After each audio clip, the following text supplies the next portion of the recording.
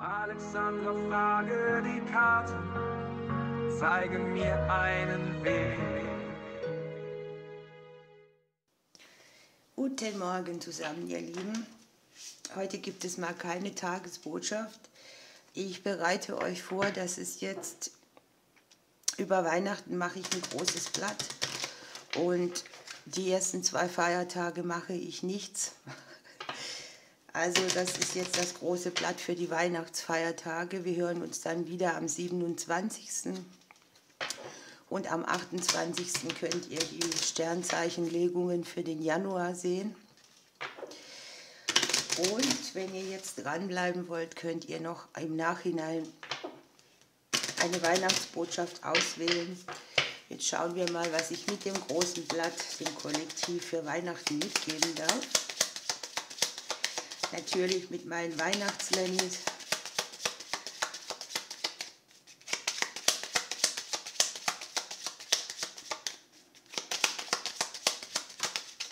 Da ist eine Karte.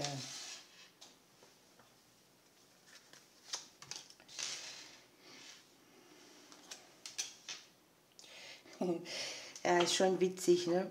Für viele zeigt sich hier aus dem Außen ein Triggerpunkt, nämlich das Familienleben, ne?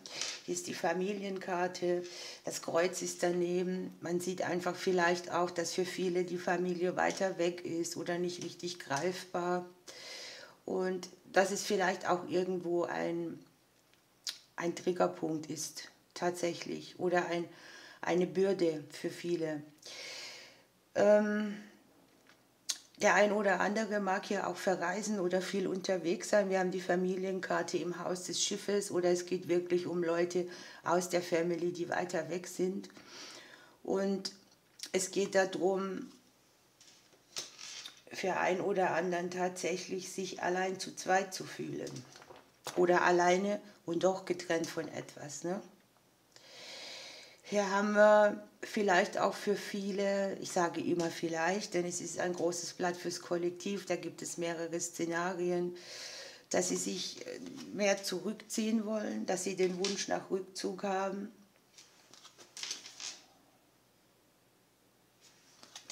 Die einen oder anderen sind auch damit beschäftigt, komischerweise Unklarheiten auf dem Bereich der Arbeit irgendwie zu haben, die sie in die Feiertage mittragen, nicht zu vergessen. Mein Dank geht raus an alle für die es keine Feiertage gibt. Das sind genügend. Und die hätten gerne den Wunsch, vielleicht auch zu Hause allein zu sein mit sich und den sie lieben, aber die müssen arbeiten oder haben da irgendwie ein Thema, das sie mit Arbeit und Familie nicht vereinigen können. Wir haben Sonne und Mond nebeneinander, ist auch eine sehr intuitive Zeit. Aber tatsächlich habe ich auch die Schattenthemen auf Weihnachten ruhen. Es ist irgendwie wie eine Energietransformation.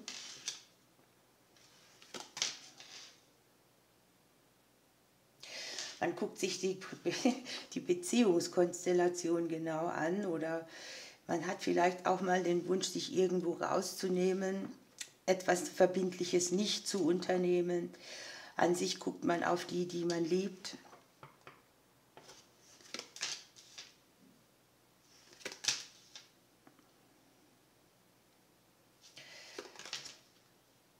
Wir haben das Kind im Hause des Kindes drin. Vielleicht sind Kinder sehr wichtig um Weihnachten rum oder das Thema Arbeitsverteilung. Vielleicht auch, dass einige Kinder an Weihnachten nicht kommen oder sich irgendwo rausnehmen, weil sie woanders sind. Man sieht es halt, wenn ich es nur auf dieses Thema deute. Und es kann auch sein, dass innerhalb dieser Tage ein paar Veränderungen da sind, die irgendwie auch das Beziehungskonstrukt zu allen triggern. Diese Veränderungen liegen im Haus der Routen. Ne? Das sind vielleicht auch plötzliche Umschwünge, plötzliche Absagen, sowas alles.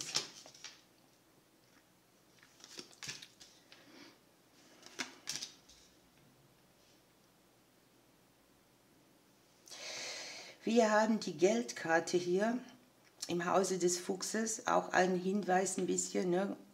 wo gebe ich Geld hin, mache einen finanziell klugen Zug. Vielleicht hat der ein oder andere auch gut Geld rausgehauen und investiert und darf jetzt hier ein bisschen besser drauf gucken, wo er was hineingibt.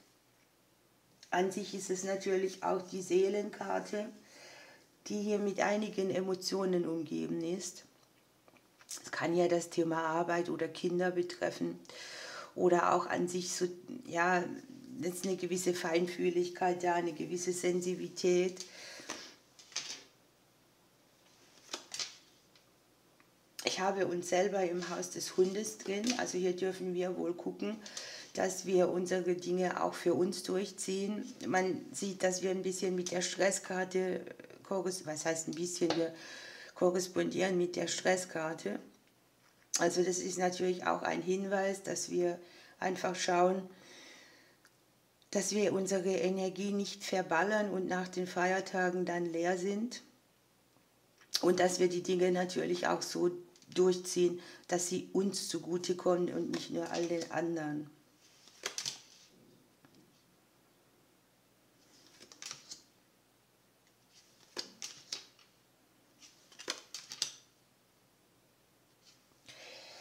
Ich habe trotz allem Konfliktpotenzial dabei. Ne? Hier kann sein, dass es Missverständnisse gibt, dass man aneinander vorbeiredet, dass die Vorstellungen, wie was zu sein hat, definitiv vielleicht auch so sind, dass jeder eine andere davon hat und es deshalb irgendwie zu Konfliktpotenzial kommt, wenn ein oder anderer was verändern möchte. Und ich habe irgendwie auch das Ausgebremstsein, ne? Bei allem, wo wir unterwegs sind oder Unternehmungen haben wollen, hier so ein bisschen mit angezogener Handbremse fahren.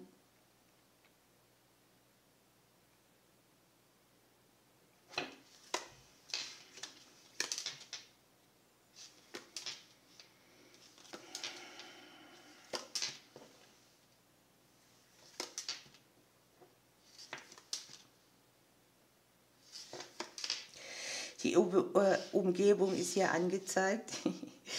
Das hatte ich mir hier schon gedacht. Wir haben im Hause des Hauses, also der Familie, des Umfeldes, der Umgebung, den Turm drin. Daneben ist die Familienkarte. Ne? Hier unten ist sehr präsent, dass das häusliche Umfeld auf uns wirkt. Für viele mit dem Thema Kommunikation, die Stress mitbringt oder Emotionen auslöst, für viele auch so, dass sie sich an sich fragen, bin ich am richtigen Platz, habe ich meine Werte noch so, wie es die anderen wollen oder habe ich da meine ureigene Idee? Die einen oder anderen planen vielleicht auch tatsächlich an diesen Feiertagen oder an Weihnachten zwischen den Jahren, dass sie sich im häuslichen Bereich, im Umfeld andere Möglichkeiten erschaffen wollen. Wir haben hier eine Nachricht wie ein Geschenk, also etwas, was für alle gewinnbringend ist, trotz allem. Das kann jetzt das Gegenüber betreffen oder aus dem Bereich Arbeit und Finanzen kommen. An sich sehe ich so, dass wir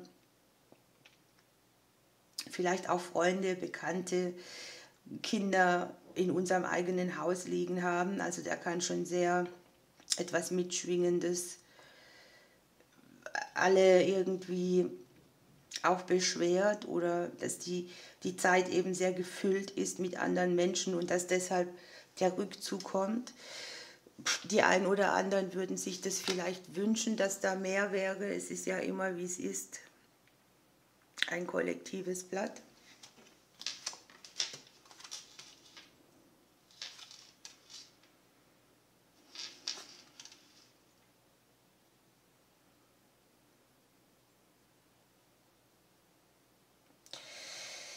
Hier ist es ein bisschen so angezeigt, also die Finanzen liegen hier tatsächlich so, als würde hier ein bisschen was einschneiden, was ja natürlich klar ist, in der Zeit geben viele viel aus.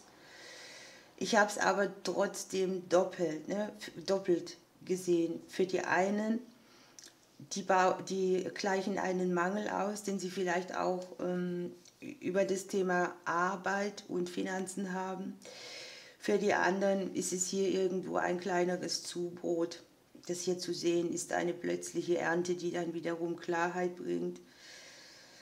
Wir haben an sich den Stern hier im Haus der Sicherheit. Also hier sind auch Wege, die entstehen, die irgendwie viel Klarheit mitbringen oder die Wenden auch mitbringen.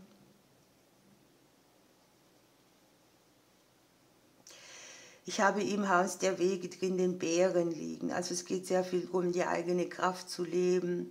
Vielleicht gibt es Entscheidungen, die zu treffen sind oder neue Wege, die man plant mit den Eltern, mit den Vaterfiguren. Ich habe für viele auch, dass sie irgendwie vielleicht eine Reise geplant haben und das dann plötzlich abgesagt wird oder einen Umweg nimmt.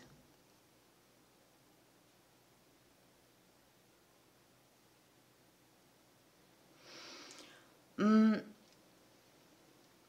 Prinzip ist es so, dass die Zwischenmenschlichkeit hier tatsächlich auch mit Hindernissen vielen liegt und auch mit so Gesprächen, die nicht nur friedvoll sind. Ich sehe auch die ein oder anderen Schnitte machen, jetzt zum Beispiel beim Thema Finanzen oder dass sie sagen, das und das wird nicht investiert, man macht da etwas weniger. Ich habe beim Gegenüber die Hindernisse drin. Es kann jetzt ja auch mit der Vitalität zu tun haben, mit der Arbeit oder mit dem Wunsch nach Rückzug.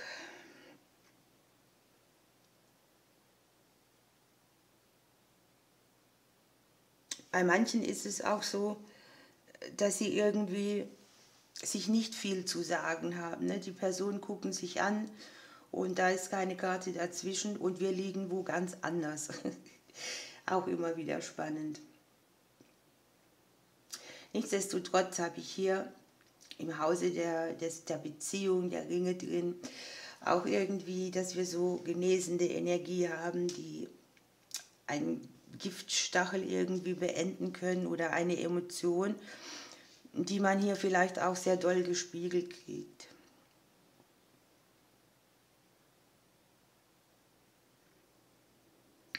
Im Hause der Arbeit liegt hier die Maus drin, das ist mir jetzt auch klar. Das sind vielleicht viele, die weniger zu tun haben oder die sich irgendwo rausnehmen können. Oder die irgendwie Urlaub machen, ne? Oder Urlaub haben, gerade auch zwischen den Jahren.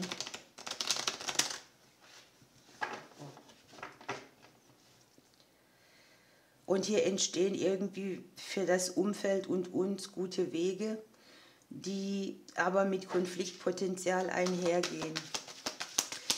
Für die Selbstständigen nochmal habe ich trotz allem das Kleeblatt drin. Die Arbeit von zu Hause aus könnte auch da weitergehen.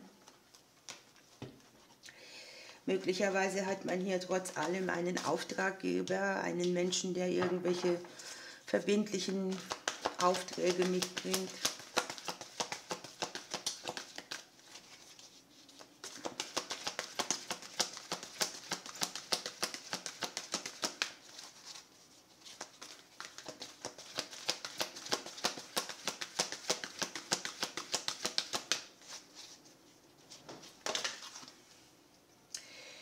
Ist mir hier der Aal rausgefallen. Hier ist eine Zeit, wo wir uns energetisieren, wo wir Hindernisse haben, die wir aber leicht überwinden können. Und hier unten haben wir noch die Entschleunigung mit der Schnecke. Das passt sehr gut. Energie auftanken, entschleunigen. Das ist tatsächlich so, dass der Aal, ich meine, die Schlange ist auch so ein bisschen, ne, vom Aufbau her zu sehen. Uns lehrt, dass wir unsere eigenen Kräfte wieder vorbringen, dass wir uns energetisieren und aufbauen. Er zeigt uns auch, wie wir irgendwie wieder für etwas brennen können, also begeistert sein. Und es ist so ein Gefühl, dass uns niemand aufhalten kann, weil wir unaufhaltsam in unsere Kraft zurückkehren. Hier ist auch so diese emotionalen Gifte, das habe ich hier gesagt, die in vielen auch stecken, die vielleicht auch manchmal von anderen ausgelöst ausgesendet werden.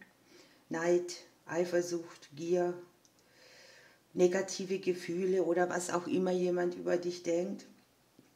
Und da ist der Aal eben der Beste, uns diese Gifte wegzunehmen. So, mit der Schnecke, das ist Selbstreden, haben wir das Thema Langsamkeit. In der Ruhe liegt die Kraft, ne? Tempo rausnehmen, langsamer machen, sich besinnen. Auch zu wissen, mein Zuhause ist in mir. Und hier ist so ein bisschen zur Mitte zurück, damit man die nächsten Schritte wieder findet, zu sich selbst kommen, bei sich ankommen, gehört werden. Auch mal dieses Flüchtige wegnehmen, das von außen immer kommt. Und man kann natürlich von der Schnecke auch lernen, dass etwas in einem bestimmten Rhythmus passiert. Dass wir mit der Ruhe und Beharrlichkeit vorankommen und dass wir irgendwie wieder auf den Kurs zurückkommen zu unserer Selbstbestimmung. Das Hier und Jetzt ist sehr wichtig und damit nehmen wir eben diese Energie auf, die wir brauchen für diese Zeit. So, ihr Lieben, es ist natürlich von allem was dabei. Nichtsdestotrotz liegt das Schicksalskreuz hier auf vielen Dingen drauf, die Erfolge mitbringen, die das Umfeld verändern oder uns auch zeigen, wo im Umfeld nehme ich noch zu viel Gifte auf. Und hier haben wir die Wege, die entstehen, die liegen im Hause des Schicksals, die verbunden sind für die Themen, mit denen wir nicht in Frieden sind oder wo wir sehr kämpfen. Das ist hier auch mit der Arbeit und den Finanzen und der Family verbunden. Ich wünsche euch frohe Weihnachten. Ihr könnt noch dranbleiben für eine persönliche Botschaft. Ich drücke euch und bis bald.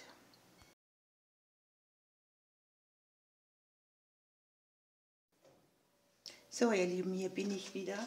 Schauen wir für die persönlichen Botschaften für eure Weihnachtszeit und zwischen den Jahren. Was kriegt ihr hier gesagt? Oder wir? Oh, guckt mal, wir haben unterm Deck die segensreiche Fülle.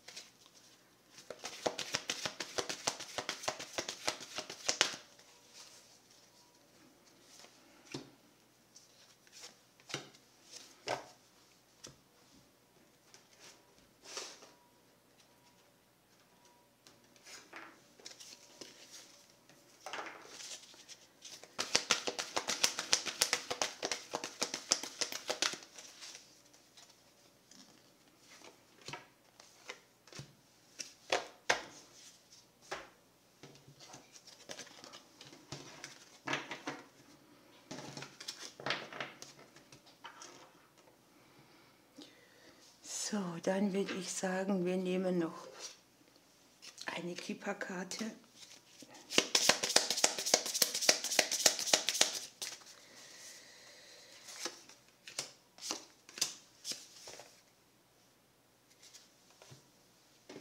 Und eine von meinen.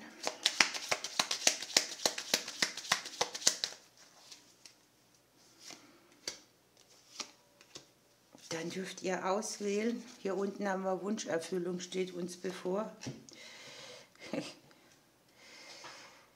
So. Ich würde diese Seite hier nehmen. Und wir schauen. Hier haben wir den Schutz von oben. Der Himmel wacht über dich und das Innehalten.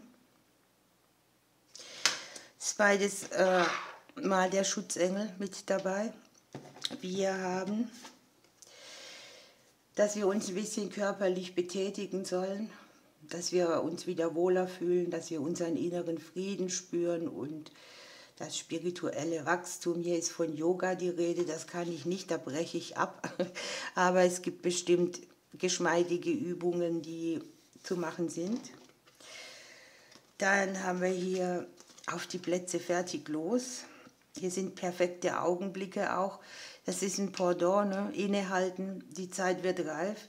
Und hier sind hilfreiche Menschen, ne? Um einen rum. Wir dürfen überlegen, wer das sein könnte. Wir haben den Mond. Das passt perfekt. Der Mond vereinigt Gegensätze, das haben wir hier. Ne? Innehalten und doch fertig machen zum Losrennen. Und es ist sowas wie eine Neugeburt, die hier bevorsteht. Der Schlaf ist ja auch wichtig. Dinge, die im Schlaf vielleicht passieren. Wir haben die Reisekarte und wir haben den Richtungswechsel oder die Kurskorrektur. Hier kann sein, dass auf unserer Lebensreise ein ganz anderer Aspekt mitkommt für uns.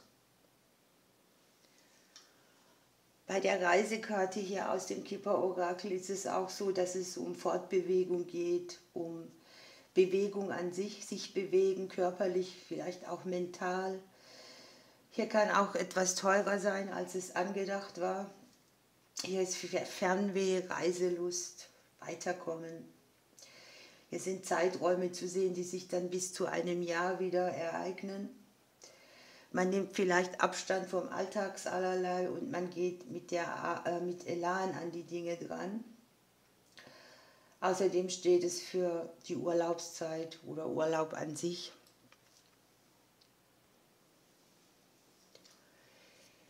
Hier mit der Karte Der Himmel wacht über dich. Wir haben ja hier zweimal Schutzengel-Energie dabei. Kriegen wir einfach gesagt, dass wir mehr abgeben dürfen. Und dass Ängste, die wir irgendwie schüren oder haben, noch nie geholfen haben. Also hier ist wesentlicher Teil, dass man das nach oben abgibt, dass man nach Hilfe fragt, dass man Unterstützung und Hilfe hat. Und dass man einfach auch während dem Schlaf überwacht wird. Über unser Heim, über unser Wohlergehen. Und es geht ein bisschen darum, auch sich Zeiten zu schaffen, wo man ungestört ist, mit sich selbst. Mit der Karte Innehalten ist es so, dass wir uns vielleicht ein bisschen selbst verloren haben, weil wir schnell waren und dass wir vielleicht Wünsche von anderen Menschen mit den eigenen verwechselt haben. Es geht darum, mit sich selbst ins Reine zu kommen, sich eine Pause zu gönnen, zu überlegen, was ist das Richtige. Hier auch wieder mit Abgeben verbunden. Ne? Und es geht darum, bevor man weitere Schritte macht, hier ist ja die Zeit dafür reif, dass wir nochmal genau überlegen. Es hat immer alles seine Gründe. Es geht darum, die Optionen abzuwägen. Und es ist ein bisschen wie im großen Blatt, ne? Dass man gegenüber sich selbst ehrlich ist und dass die Meinung der anderen vielleicht so viel Einfluss hat, dass wir gar nicht unseren eigenen Weg gehen. Und es geht darum, mit Wahrheit, Liebe und Hingabe erfolgreich zu sein. Das sind einerseits diese Menschen, die können das unterstützen und andererseits ist eben auch, dass wir überlegen dürfen, wo kommen Impulse her, die unsere Richtung, die wir da haben oder unsere Reise beeinflussen, dass wir gar nicht machen können, was wir wollen. Ne? Hier ist ja so dieses Wiedergeborenwerden, eine neue Reise beginnen. Schauen wir, was da kommt. Ich wünsche euch schöne Weihnachten. Ich drücke euch bis bald. Wir nehmen die andere Seite. Was habt ihr Schönes? Die Lernerfahrung und die Wunder. Das ist schon mal schön. Auch ihr habt hier so ein bisschen dieses Prinzip. Guckt euch Situationen genauer an, bevor ihr weitermacht. Hier ist vielleicht etwas, was übersehen ist. Ja? Oder was nicht von allen Blickwinkeln betrachtet wurde. Pass auf, zweimal die Warnung. Achtsam sein, genau hingucken. Und hier ist so ein bisschen das Manifestieren mit dabei. Ne? Ihr wisst, dass man da, wo man hinguckt, die Dinge vergrößert. Guckt man also sehr viel auf Probleme, ist es auch so, dass die sich vergrößern, zumindest im Kopf. Ne? Und es geht darum, positiv zu sein, den Mindset auszurichten. Ihr habt das Johanniskraut. Hier geht das Licht auf, man wird wieder mit Sonnenlicht gefüllt. Es wird warm um uns herum. Ihr habt Beziehungen und ihr habt den goldenen Käfig. Ne? Hier hat man vielleicht alles und fühlt sich doch nicht frei. Und man spürt das irgendwo. Ne? Der goldene Käfig ist im Prinzip auch eine Illusion, denn da ist die Türe offen und man geht nicht raus, weil man diesen Käfig gewohnt ist. Ihr kriegt jetzt über die Zeit auch wunderbare Gelegenheiten, wichtige Lebenslektionen zu lernen. Und da ist eben dieser Blickwinkel wichtig. Ne? Als was sieht man das? Ist die Erfahrung, die man macht, eher ein Problem oder hilft sie zu wachsen? Ja, hier ist die Taube mit drauf. Ne? Das heißt auch, das Licht wieder heller strahlen lassen, die Aspekte in einem selber leuchten zu lassen und Dinge abzugeben, deren man einfach müde ist. Das betrifft wahrscheinlich auch sehr viele. Und wenn man dann die Lektion gelernt hat, kann man sich auch allemal von ihr befreien, ein für allemal. Zu der Wunderkarte brauche ich nicht so viel sagen. Sie sagt einfach, ihr kriegt ein Geschenk. Etwas, um das ihr gebetet habt, wird geschehen. Das Einzige ist, dass ihr loslasst bezüglich der Richtung, wie etwas kommt. Das ist meistens so, dass Dinge auf ganz andere Art und Weise kommen. Und dass ihr da vielleicht auch guckt, ne, und staunt, wenn man immer nur die Gedanken begrenzt hält, wo könnte etwas Gutes herkommen, dann erschafft man sich vielleicht auch eine Negativspirale. Ja, bei den Beziehungen, da muss ich nicht viel sagen, es geht um Partnerschaften, es geht um Verbindungen jeglicher Art. Vielleicht ist auch da eine Lernerfahrung drin, die ihr abschließen könnt. Auch Achtsamkeit ist hier wichtig. Hier gibt es viele Zeichen für euch, die ihr vielleicht übersehen könntet oder wo wichtige Hinweise drinstecken.